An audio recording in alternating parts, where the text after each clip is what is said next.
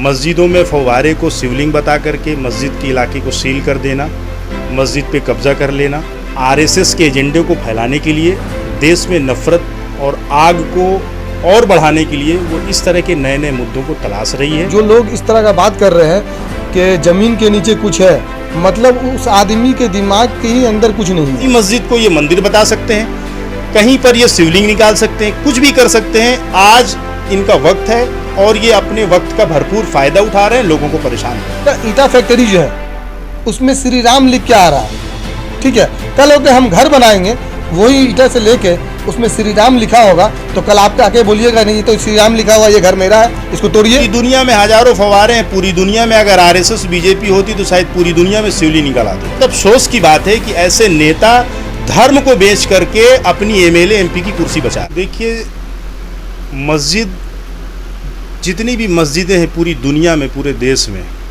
मस्जिद के अंदर एक वज़ूखाना होता है, जहाँ पे जो इबादत करने वाले लोग, जो नमाजी लोग हैं, जो वज़ू करते हैं, अपना हाथ पैर धोते हैं, मुंह धोते हैं, वहाँ पे पानी की ज़रूरत पड़ती है। और पानी अगर कोई तालाब है तो बीच में उसमें फुहारे की ज़रूरत पड़ती है ताकि उससे पानी निकाल। शिवलिंग जो होता है उसमें किसी तरीके का कोई होल नहीं होता, लेकिन फव्वारे पे होल है, वहाँ से पानी निकल करके पानी बाहर आ रहा है और तालाब को भर रहा है, लोग उसे वज़ू कर रहे हैं। दरअसल अभी ये मसला अगर ठंडा हो जाएगा तो फिर कोई नया मसला तैयार हो जाएगा। मसला ये नहीं है, क्योंकि ये सारी झूठी बातें हैं, ये सब लोग जानते हैं कि ये सारी इन बातों में कोई दम नहीं है, ये झूठी खबरें हैं, झूठी बातें हैं। मस्जिदों में फव्वारे को शिवलिंग बता करके मस्जिद के इलाके को सील कर देना, मस्जिद पे कब्ज़ा कर लेना, मस्जिदों को, मुसलमानों को, माइनॉरिटी को परेशान करना, तंग करना, मैं समझता हूँ कि ये बहुत ही निहायत अफसोस है कि इस सेकुलर मुल्क में आए दिन नए नए जो इबादत गाह हैं उनको टारगेट करके और इस तरह के काम हो रहे हैं, ये बहुत ही निंदनीय है।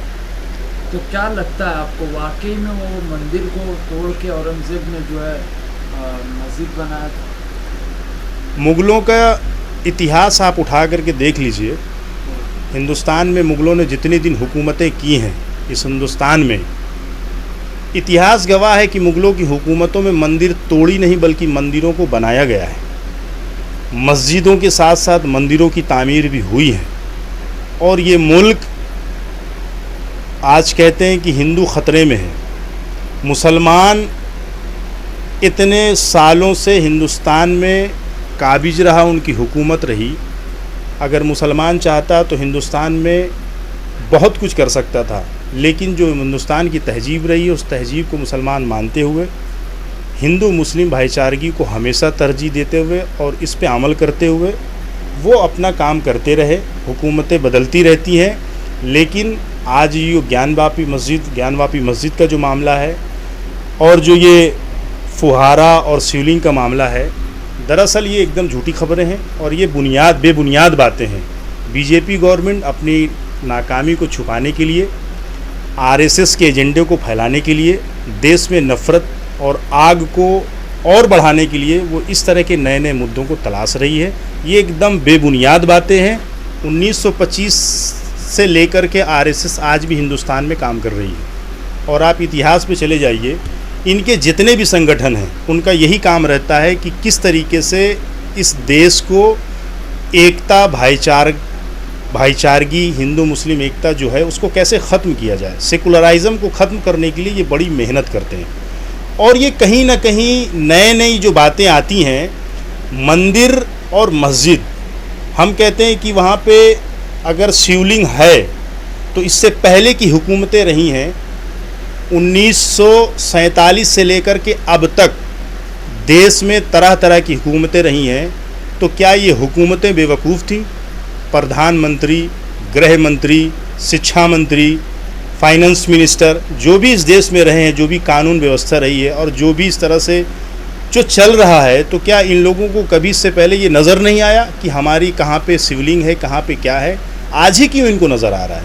क्योंकि आज ये गवर्नमेंट फेल है अपने बताए हुए बातों पे, अपने किए हुए वादों पे। हिंदुस्तान में ये पब्लिक को, आवाम को, जनता को, जो 80% हमारे नॉन मुस्लिम भाई इस देश में रहते हैं, उनको जवाब कैसे ये दें? उनका वोट तो लेती है बीजेपी, लेकिन आज उनके सामने इतनी परेशानियां हैं, उस परेशानियों के बदले में जो सवाल इनके सामने रखे गए हैं, बीजेपी उन सवालों का जवाब कैसे दे, उस पर ये पर्दा डालने के लिए और अपने कामों को छुपाने के लिए शिवलिंग, मस्जिद और इस तरह की बातें करते हैं और कुछ नहीं है। बहुत आसान है इनके लिए। बाबरी मस्जिद शहीद होने के बाद भी इनके हौसले बहुत बुलंद हैं, कोई नहीं रोक सकता। ये जहाँ पे खड़े हो जाएंगे, जो चीज़ कहेंगे, इसलिए कि हर चीज़ नीचे से ऊपर तक सिस्टम इस वक्त बीजेपी का है। मुसलमान हो या दलित भाई हो या कोई भी माइनॉरिटी हो, सिख हो, ईसाई हो, वो कुछ नहीं कर सकते, इसलिए कि पूरा कंट्रोल, पूरा सिस्टम इनके साथ है, इनके पास है।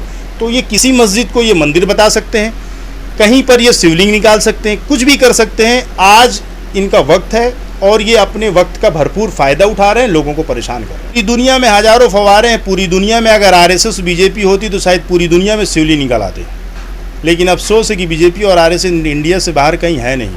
अगर इनका बस चले तो ये हर फव्वारे को, पार्क जहाँ पे घूमने बच्चे जाते हैं वहाँ भी फव्वारे बोलेंगे हमारे शिवलिंग है, भगवान शिव हमारे प्रकट हुए। भगवान शिव हर जगह नहीं प्रकट होते। और कभी राम का इस्तेमाल राजनीति के लिए, भगवान शिव का इस्तेमाल राजनीति के लिए, हनुमान जी का इस्तेमाल राजनीति के लिए।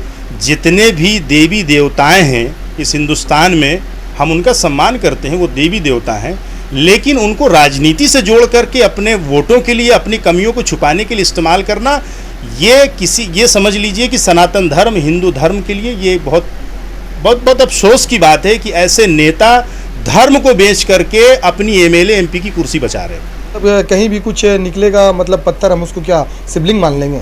तो आप समझिए यहाँ पे मतलब जो लोग इस तरह का बात कर रहे हैं कि ज़मीन के नीचे कुछ है, मतलब उस आदमी के दिमाग के ही अंदर कुछ नहीं है, वही लोग इस तरह की बात करते हैं।